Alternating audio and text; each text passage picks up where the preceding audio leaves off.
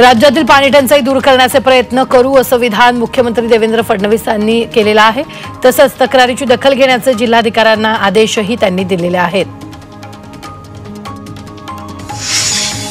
नागरिकांचं आरोग्य प्राधान्यक्रमावर ठेवून नागरिकांच्या आरोग्यविषयक अनेक विविध योजना शासनामार्फत सुरू करण्यात आल्या आहेत।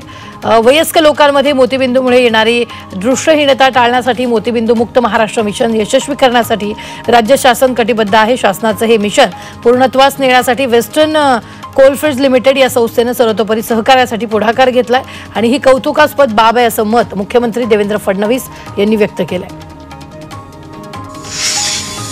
नवी मुंबईच्या नेरूळमधील डीपीएस तलाव फ्लेमिंगोच्या अधिवासासाठी संरक्षित क्षेत्र म्हणून घोषित करण्यात आले। पर्यावरण प्रेमींचा लढा आणि वनमंत्री गणेश नाईक यांच्या प्रयत्नांमुळे मुख्यमंत्री देवेंद्र फडणवीस यांनी डीपीएस तलाव सुरक्षित म्हणून घोषित केलेला आहे। त्यामुळे डीपीएस तलावाजवळ पर्यावरण प्रेमींनी विजयी परेड काढली।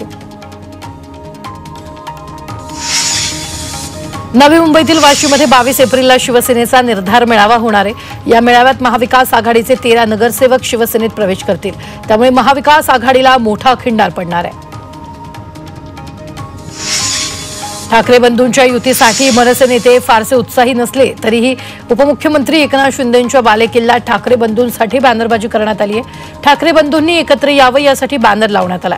ठाण्यातील पडवळ नगर परिसरात लावलेल्या या बॅनरची चर्चा सुरू आहे। महाराष्ट्र आणि मराठी माणसाच्या हितासाठी एकत्र या अशी साथ बॅनरच्या माध्यमातून ठाकरे बंधूंना घालण्यात आली आहे। ठाण्यापाठोपाठ मुंबईतील गिरगावमध्येही ठाकरे बंधूंसाठी बॅनरबाजी करण्यात आली आहे। मुंबईत फक्त ठाकरे ब्रँड असा उल्लेख बॅनरवर करण्यात आलाय। सामाजिक कार्यकर्ते परेश तेलंग यांनी हा बॅनर लावलाय। ठाकरे बंधूंच्या युतीची चर्चा सुरू होताच मनसे नेते अमय खोपकर यांनी ट्विट केले। अशी अभद्र युती नको असं ट्विट खोपकर यांनी केलंय। तर निवडणुकीसाठीच एकत्र यावं असं नाही असं ट्विट मनसे नेते संदीप देशपांडे यांनी केलंय। नवी मुंबईतील वाशीमध्ये 22 एप्रिलला शिवसेनेचा निर्धार मेळावा होणार आहे। या मेळाव्यात महाविकास आघाडीचे 12 नगरसेवक शिवसेनेत प्रवेश करतील। त्यामुळे महाविकास आघाडीला मोठा खिंडार पडणार आहे। ठाणे शहरात मोठ्या प्रमाणात क्लस्टर योजना राबवण्यात येते। अशातच ठाण्यातील वर्तकनगर येथील म्हाडा वसाहतीमधील नागरिकांनी क्लस्टर योजनेला कडाडून विरोध केला। क्लस्टर योजनेच्या विरोधात म्हाडा वसाहतीतील नागरिक रस्त्यावर उतरून निषेध दर्शवला। मागणी मान्य न झाल्यास येणाऱ्या काळात कोर्टाचे दरवाजे ठोठावू असा इशारा यावेळी रहिवाशांनी दिला। राष्ट्रवादी काँग्रेस शरदचंद्र पवार पक्षानं बेलापूरमधील सिडको कार्यालयाबाहेर आंदोलन केलेलं आहे। तर पनवेल वडघर ग्रामपंचायत हद्दीतील फणसवाडी इथल्या आदिवासींच्या घरावर बुलडोझर चढवण्यात आला। या कारवाई विरोधात गेल्या 11 दिवसांपासून सर्व आदिवासी बांधव सिडको कार्यालयाबाहेर ठिय्या आंदोलन करतायत। सिडकोच्या व्यवस्थापकीय संचालकांनी याची दखल न घेतल्यानं राष्ट्रवादी शरदचंद्र पवार पक्षानं हे आंदोलन केलंय आणि झोपलेल्या प्रशासनाला जागं करण्यासाठी हे आंदोलन करण्यात आलंय। मुंबईच्या विलेपार्लेमधील जुने जैन मंदिर मुंबई महापालिकेनं पाडल्याच्या घटनेचे तीव्र पडसाद उमटलेले आहेत। या कृतीच्या निषेधार्थ जैन बांधवांनी प्रचंड मोर्चा काढला। प्रकरणाचं गांभीर्य लक्षात घेता के पूर्व विभागाचे पालिका सह आयुक्त नवनाथ घाडगे यांची पालिका प्रशासनानं तातडीनं बदली केलेली आहे। तर मंदिर पुन्हा आहे त्याच जागी बांधून द्यावं अशी मागणी जैन समाजानं केली।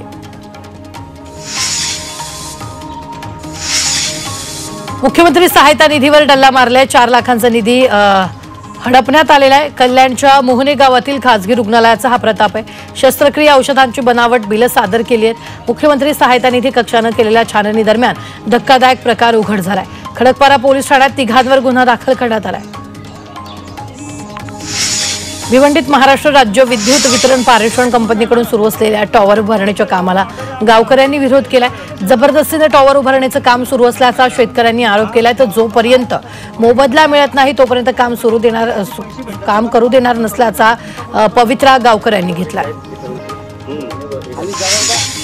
मुंबई विमानतळ 8 मे रोजी 6 तास बंद राहणार आहे। या दरम्यान विमानतळाच्या धावपट्टीच्या मान्सूनपूर्व देखभालीचं काम केलं जाणार आहे। सकाळी 11 ते सायंकाळी 5 दरम्यान विमानतळ बंद असणार आहे।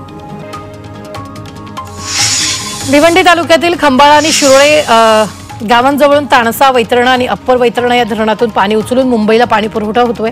मात्र हा पाणी पुरवठा करणारा पाईपलाईनमधून भिवंडीत अनेक ठिकाणी गळती होत असल्याचं समोर आलंय।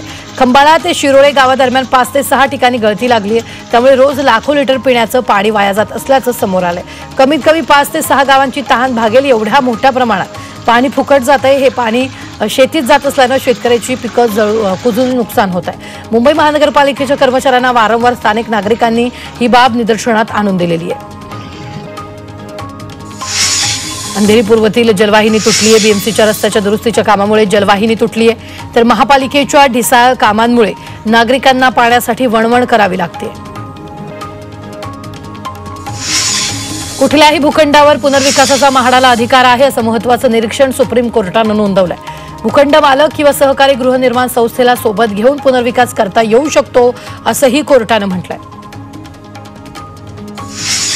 कुलभूषण जाधव यांना पाकिस्तानच्या सर्वोच्च न्यायालयात याचिका दाखल करण्याचा अधिकार नाकारण्यात आलाय। जाधव यांच्या शिक्षेचा पुनर्विचार करण्याचं आवाहन याचिकेत करण्यात आलंय। भारतीय गुप्तहेर असल्याच्या आरोपाप्रकरणी कुलभूषण जाधव पाकिस्तानच्या तुरुंगात आहेत। वाहतूक नियमांचं उल्लंघन करणाऱ्या चालकांवर वाहतूक पोलिसांकडून कारवाई करण्यात येते। मुंबईत गेल्या 2 आठवड्यात 115 मद्यपी चालकांवर वाहतूक पोलिसांनी कारवाई केली। लवकरच या चालकांचा वाहन परवाना रद्द केला जाणार आहे। नवी मुंबईतील बाळंतीण महिलेचा मृत्यू प्रकरणी मृतदेह ताब्यात घेण्यास नातेवाईकांनी नकार दिलेला आहे। रुग्णालयाबाहेर मृत महिलेच्या कुटुंबियांनी आंदोलन केले, तर दोषी डॉक्टरांवर कारवाई करण्याची मागणी केली आहे। शिवसेनेचे पदाधिकारीही आंदोलनस्थळी उपस्थित होते।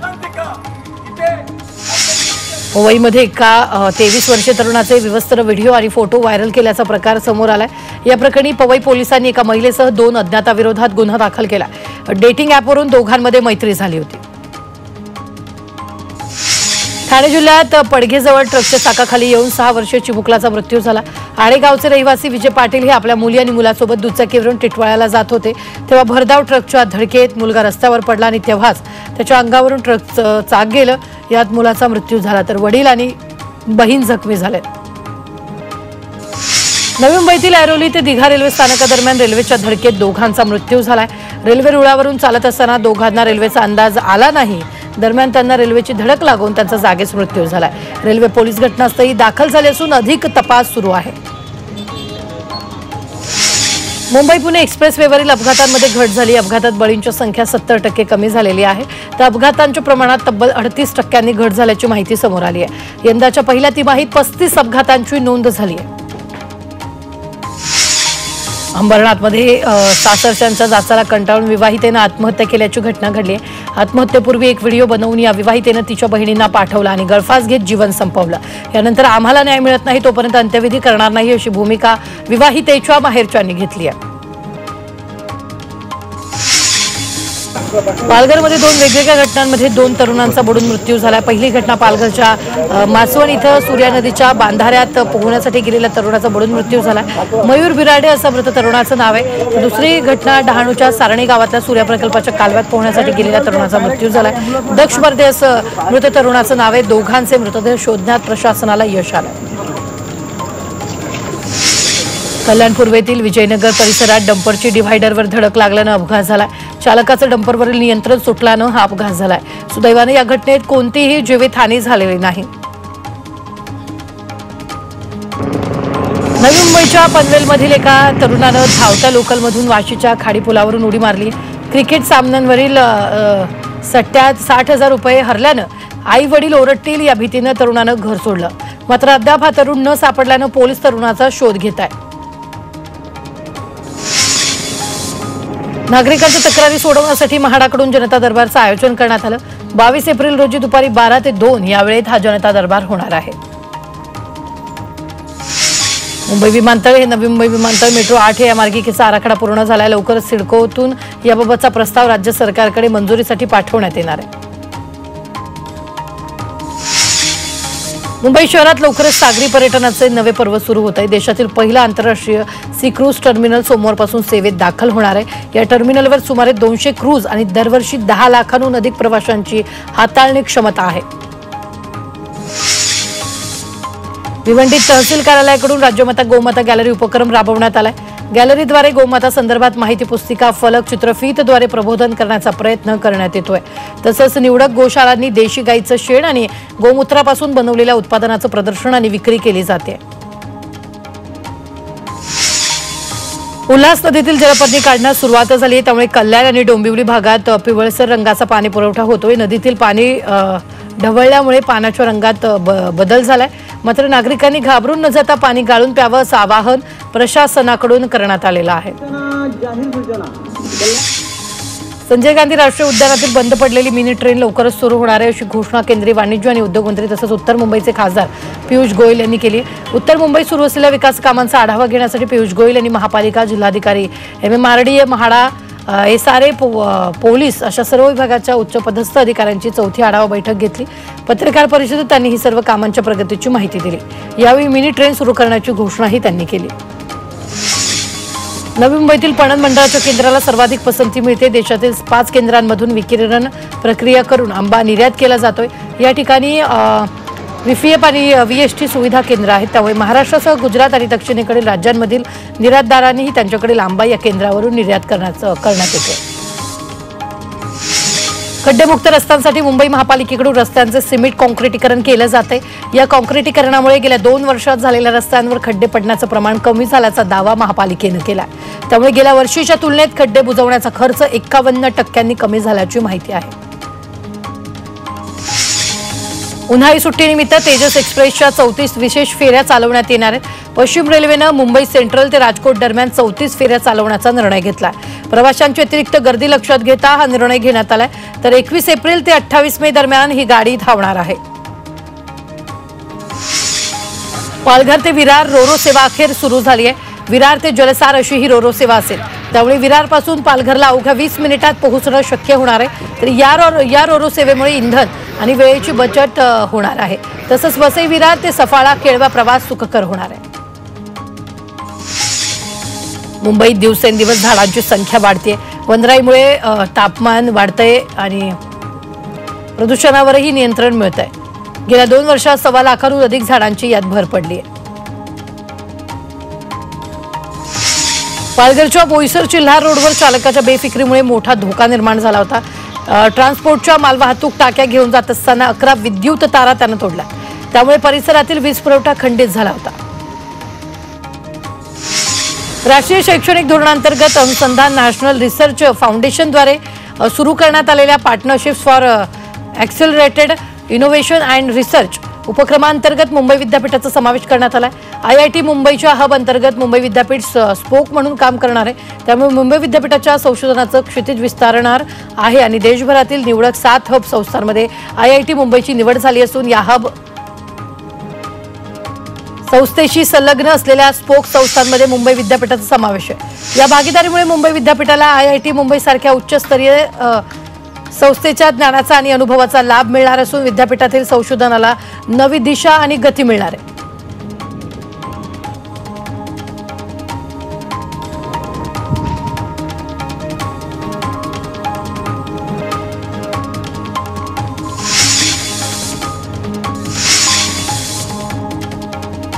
नवी मुंबईतील विकिरण सुविधा केंद्रातून 17 दिवसात 831 टन हापूस आंबा निर्यात झालाय।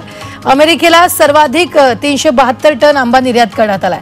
फळे आणि भाजीपाला निर्यातीला चालना देण्यासाठी राज्य कृषी पणन मंडळानं अत्याधुनिक विकिरण सुविधा उपलब्ध केली आहे।